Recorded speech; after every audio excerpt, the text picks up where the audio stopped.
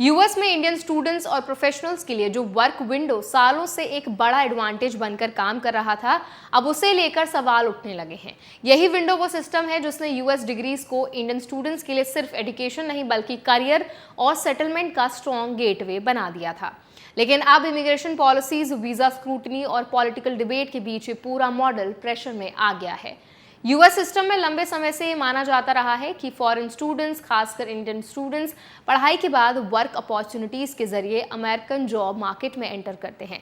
इसी ट्रांजिशन ने US degrees को इंडिया में इतना वैल्यूएबल बनाया था क्योंकि एजुकेशन के बाद एक क्लियर पाथवे मिलता था वर्क ऑथराइजेशन और लॉन्ग टर्म करियर ग्रोथ का। लेकिन अब इस पूरे स्ट्रक्चर पर अनसर्टेनिटी बढ़ती दिख रही है। तो क्या है पूरा मामला, आइए जानते हैं आज की इस वीडियो में। हाय, मेरा नाम है वर्षा दुबे और आप मुझे देख रहे हैं एनबीटी टेक एड पर। हाल के डिस्कशंस और रिपोर्ट्स में ये बात सामने आई है कि यूएस में फॉरेन वर्कर्स, खासकर H1B होल्डर्स को लेकर एक बड़ा मिसअंडरस्टैंडिंग फैलाया जा रहा है कि वो अमेरिकन वर्कर्स की जॉब्स और वेजेस को अंडरकट करते हैं। लेकिन एक्सपर्ट्स और पॉलिसी एनालिसिस का कहना है कि ये धारणा पूरी तरह सही नहीं है। कई स्टडीज और इंडस्ट्री वॉइसेस के अनुसार H1B वर्कर्स चीप लेबर नहीं होते और ना ही वो यूएस पीयर्स की जॉब्स कम करके लेते हैं, बल्कि वो उन स्पेशलाइज्ड रोल्स में आते हैं जहां स्किल टैलेंट की शॉर्टेज होती है। इस डिबेट का असर सीधे इंडियन स्टूडेंट्स और प्रोफेशनल्स पर पड़ रहा है क्योंकि यूएस इमिग्रेशन सिस्टम अब ज्यादा स्ट्रिक्ट और सिलेक्टिव होता जा रहा है। पहले जहां स्टूडेंट्स को पढ़ाई के बाद वर्क ऑथराइजेशन और जॉब सर्च के लिए रिलेटिवली फ्लेक्सिबल पाथवे मिलता था, अब उस वर्क विंडो पर टाइटर रूल्स और इंक्रीज्ड स्क्रूटनी की बात हो रही है। इस पूरे सिस्टम को समझना जरूरी है कि यूएस में फॉरेन स्टूडेंट्स के लिए आमतौर पर पढ़ाई के बाद लिमिटेड टाइम का वर्क ऑथराइजेशन मिलता है जिससे वो जॉब मार्केट में एंट्री कर सकें। इसी पीरियड में उन्हें एम्प्लॉयर स्पॉन्सरशिप और लॉन्ग टर्म वीजा कैटेगरी के लिए क्वालिफाई करना होता है।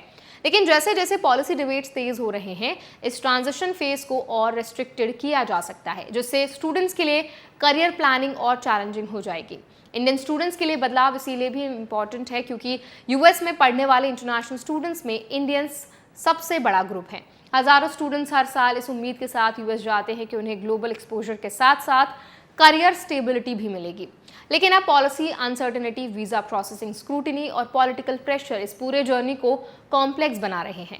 एक्सपर्ट्स ये भी मानते हैं कि यूएस सिस्टम में डिमांड अभी भी हाई स्किल वर्कर्स की बनी हुई है, लेकिन पॉलिटिकल नैरेटिव इसे इमिग्रेशन कंट्रोल और डोमेस्टिक जॉब प्रोटेक्शन के एंगल से देख रहा है।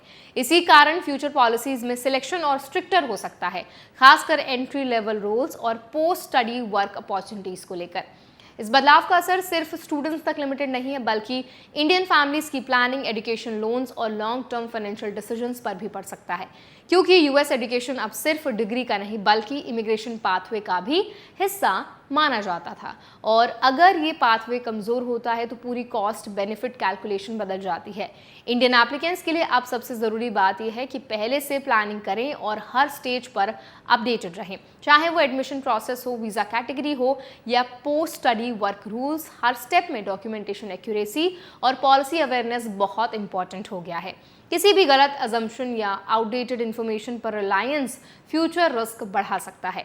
यूएस सिस्टम अभी भी ओपन है, लेकिन जिस तरह से पॉलिसी डिबेट चल रहा है, ये साफ है कि आने वाले समय में वर्क विंडो पहले जैसा सिंपल और प्रिडिक्टेबल नहीं रहेगा और यही बदलाव इंडियन स्टूडेंट्स और प्रोफेशनल्स के लिए सबसे बड़ा टर्निंग पॉइंट बन सकता है।